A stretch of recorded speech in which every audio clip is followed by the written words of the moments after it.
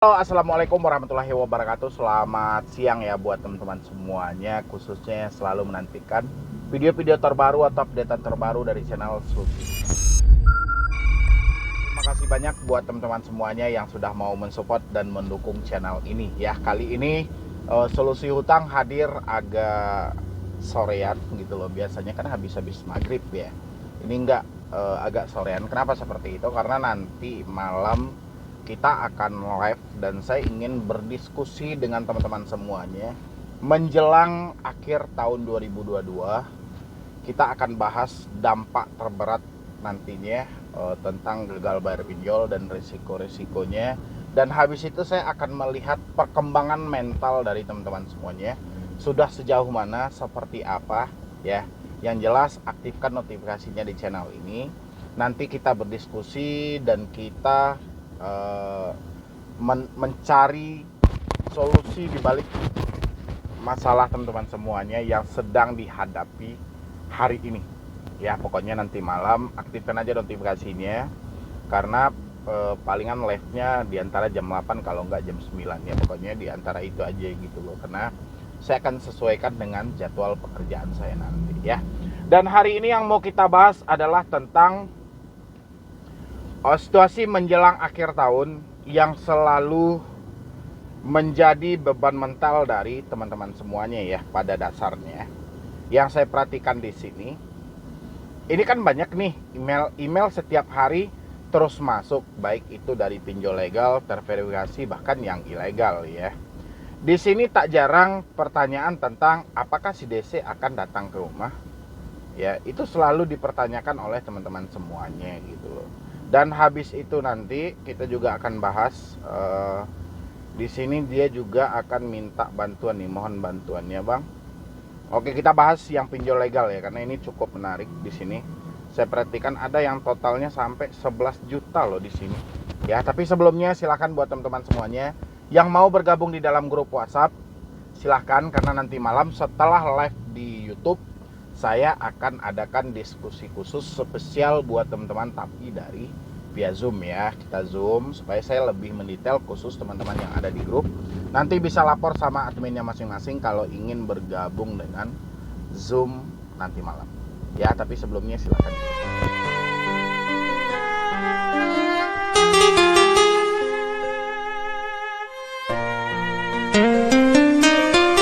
ya buat teman-teman semuanya yang sudah mau mensupport. Dan pertama kita angkat dari WJ ya. Malam Bang Medi, saya minta solusi Bang Medi. Saya galbay di beberapa aplikasi, ada kami KT Akilat, Julo, Akulaku, dan Kredivo. DC yang udah ke rumah baru DC Kredivo, dia udah 3 kali ke rumah saya, cuma nggak pernah ketemu saya. Dia ngomong tanggal 25 sekarang harus dibayar, sedangkan uangnya belum ada. Gimana ya Bang Medi solusinya? Solusi ini sih gampang banget gitu loh. Kalau misalnya ada si DC yang berkunjung mungkin lebih dari 1 kali atau 2 kali, yaitu karena perintah dari sebuah perusahaan mereka, karena mereka juga bekerja di situ ya. Jadi kalau saat ini Anda kebingungan apa yang harus saya lakukan Bang, sementara saya tidak ada uang, Anda tinggal jelaskan aja fakta yang terjadi, apa yang menjadi penyebab. Nanti Anda terangkan kepada DC ya. Dan di posisi itu tak jarang juga kita akan menemukan beberapa perdebatan kecil dengan debt collector. Itu nggak ada masalah, perdebatan itu nggak ada masalah ya. Nanti kalau perdebatan itu sudah tidak bisa Anda hentikan, sampaikan kepada DC-nya. Setiap pelanggaran yang terjadi atau setiap keingkaran dalam sebuah perjanjian itu mengandung risiko. Dan saya hari ini ya, kalau untuk Anda meminta pembayaran secepat mungkin ya, mungkin saya tidak bisa menjanjikan kapan waktunya ya, tapi saya juga tidak membatasi soal rezeki yang ada dari Yang Maha Kuasa. Tapi kalau misalnya dari perusahaan Anda menganggap saya ini memang sesuai dengan fakta yang ada, saya telah ingkar janji, tidak sesuai dengan perjanjian awal, silahkan lanjutkan resiko sesuai prosedur yang berlaku dan sesuai dengan aturan yang berlaku dari otoritas jasa keuangan maupun perusahaan Anda. Ya, kita persimpel aja, nggak usah diperumit gitu loh. Karena gini, kita mau mengadakan, kita mau munculkan uang seketika itu nggak mungkin. Ya. Cuma kita tunjukkan suatu itikat baik kita. Ketika ada debt collector, ya diusahakanlah kalau misalnya kita jarang di rumah atau segala macam, bentuklah perjanjian, sampaikan kepada keluarga kalau masih ada nanti dari pihak debt collector, tolong hubungi saya dan saya akan usahakan untuk pulang ke rumah. Kalau misalnya Anda jauh banget dari rumah, tidak terjangkau dalam waktu 1 jam atau 2 jam, Anda bisa bentuk perjanjian dengan debt collectornya supaya bisa berkomunikasi secara langsung. Ya, jadi nggak perlu khawatir soal nggak ada uang, nggak ada dana, nggak mampu bayar, nggak perlu khawatir soal itu, karena memang orang paham semua gitu loh, karena memang keadaan dan perputaran ekonomi saat ini yang menjadikan kemacetan lebih meningkat ya dari segi perbankan gitu loh. Ya, dan di samping itu banyak juga dari masyarakat ini sebenarnya saya perhatikan ya, ada juga sih yang mampu, cuman mereka itu memang tidak mau bayar gitu loh. Ya, tapi yang tidak mampu bayar itu beda dengan yang tidak mau bayar. Kalau yang tidak mampu bayar memang benar-benar keadaan mereka sudah tidak bisa. Tapi yang tidak mau bayar biasanya mereka enak dengan debt collector, dengan ucapan debt collector atau dengan bunga dan denda yang cukup luar biasa kan. Ada juga pemicu hal-hal itu. Terkadang unsur disengaja dengan mereka menggunakan joki, orang-orang yang sebenarnya ingin merampok dari pinjol ini juga banyak ya Bapak WJ ya. Jadi nggak perlu khawatir, nggak perlu panik ya. Mau Anda gagal bayar, ada kami KT Akilat, Julo, Aku Laku, Kredivo. Kalau misalnya nggak ada dana dan ada kunjungan dari debt collector, jelaskan aja. Selagi debt collector sesuai dengan prosedur yang ada, sesuai dengan aturan yang berlaku dari OJK, silahkan berkomunikasilah sebisa mungkin. Tapi kalau di luar dari SOP yang ada, tolong kita butuh rekamannya. Ya, pertama OJK itu ada 3 larangan untuk debt collector. Dilarang menagih menggunakan ancaman, dilarang menagih dengan konsep mempermalukan, dilarang menagih dengan ancaman kekerasan fisik maupun verbal. Ya, itu sudah tertuang kok dalam POJK yang terbaru 2022. Ini ada lagi dari TY ya. Selamat malam Bang, saya Bang dari Garut. Sebelumnya saya mau minta maaf jika telah mengganggu waktunya. Bang, saya ingin bertanya, saya ada pinjol di pinjam duit, kira-kira bakalan ada sebar data nggak ya Bang? Saya sudah telat bayar 5 hari, oke ya. Pertanyaan ini sebenarnya sudah nggak asing lagi ya di kuping saya gitu. Baik ketika saya live via email, via chat WhatsApp, dan berbagai macam versinya, dan hari ini via email yang masuk. Dia bertanya kira-kira bakalan ada sebar data nggak ya Bang? Ini untuk menjawab semua teman-teman yang menonton saya hari ini ya. Jika pertanyaan Anda seperti ini ya, Anda bertanya kepada saya tidak bisa menguraikan kajian sesuai dengan pengalaman yang saya temukan dari beberapa email.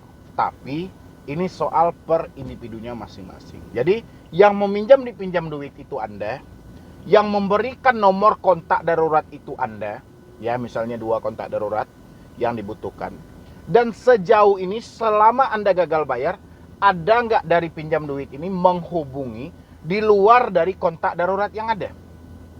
Ya, kalau jawaban Anda ada di sana, berarti mereka sebar data.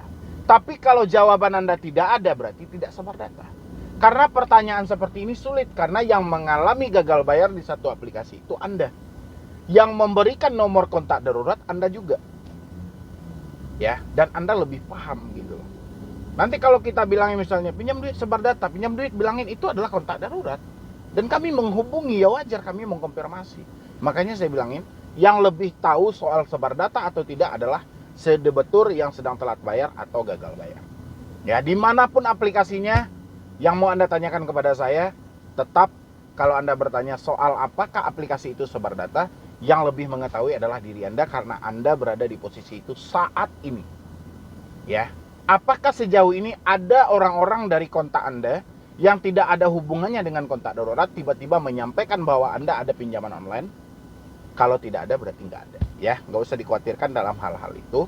Mau Anda telat 1 hari, 2 hari, 3 hari, 5 hari, sampai sebulan pun, ya, sejauh tidak ada laporan dari orang-orang sekitar di luar dari kontak darurat, itu aman-aman aja. Ya. Habis itu lagi ini ada mohon minta bantuannya Bang. Oke, minta bantuan apa nih ya? Mohon maaf sebelumnya, saya dari Bengkulu. Bang, bisa minta bantuan nggak Bang? Awalnya bantu teman buat ngambil HP di aplikasi Atom dengan cicilan 900 per 6 bulan. Ya, selama 6 bulan ini ya. Tapi saya nggak nyangka kalau teman saya malah ngilang Bang. Dia cuma bayar 2 bulan cicilan saja. Dan sisanya itu ditanggung ke saya. Saya sumpah bingung, gaji saya cuman 2,3 juta bang. Itu pun untuk bayar motor kasih orang tua, bayar kosan. Tapi gara-gara dia, saya jadi mengambil pilihan untuk minjam di aplikasi EasyCash bang, yang total tagihan dia 3,6 juta di Atom. Saya pinjam di EasyCash sebesar 5.580.000 dengan total pengembalian selama 6 bulan 1.599.600 per bulan, berarti 1.600.000 lah ini ya, kali 6 bulan. Saya benar-benar kelilit hutang bang. Saya pinjam lagi sebesar 2.520.000 dengan tagihan per 15 hari sebesar 466.000 kali 6 bulan bang. Hingga total tagihan saya sebesar 11.261.400 bang. Saya mohon bantuan dan bimbingannya bang. Tolong bantu saya bang, mohon maaf apabila saya mengganggu abang. Ini nomor telepon saya, yang bisa minta tolong hubungi saya bang. Oke, ini ya bu, kalau anda pengen konsultasi, itu ada nomor di layar video ini, itu ada nomor. Anda tinggal hubungi dan WhatsApp aja. Kalau anda ingin untuk diskusinya khusus, ya anda bisa bergabung dan berlangganan di YouTube ini. Tinggal klik tombol gabung yang ada di bawah nama channel. Nanti di situ lengkap nomor WA termasuk nomor WA saya.